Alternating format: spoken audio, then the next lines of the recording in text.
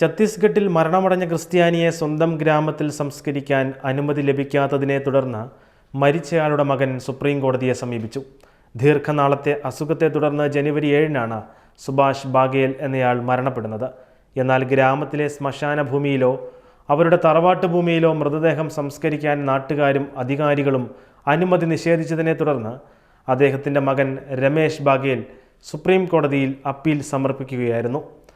ബസ്തർ ജില്ലയിലെ ചിന്താവാഡ ഗ്രാമത്തിൽ നിന്നുള്ള രമേശ് ബാഗേലിൻ്റെ അപ്പീൽ 2-ാം ദിവസമായ ജനുവരി 22-ന് സുപ്രീം കോടതി പരിഗണിച്ചു. എന്നാൽ കേസിൽ ഉത്തരവ് പുറപ്പെടുവിച്ചില്ല. എന്നിരുന്നാലും മരിച്ചവരെ മാന്യമായി സംസ്കരിക്കാനുള്ള അവകാശം പരമപ്രധാനമാണെന്ന് കോടതി പറഞ്ഞു.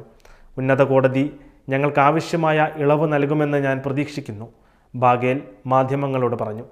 1-2 ദിവസത്തിനുള്ളിൽ കേസിൽ കോടതി തീരുമാനമെടുക്കുമെന്ന് പ്രതീക്ഷിക്കുന്നതായും അദ്ദേഹം പറഞ്ഞു.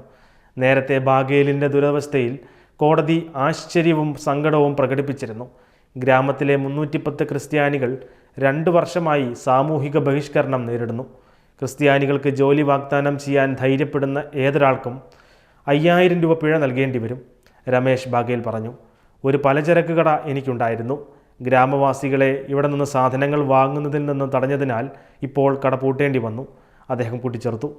ഞങ്ങളുടെ ജീവിതം ദയനീയമാണ്, എന്നിട്ടും ഞങ്ങൾ ഞങ്ങളുടെ വിശ്വാസം നിലനിർത്തുന്നു.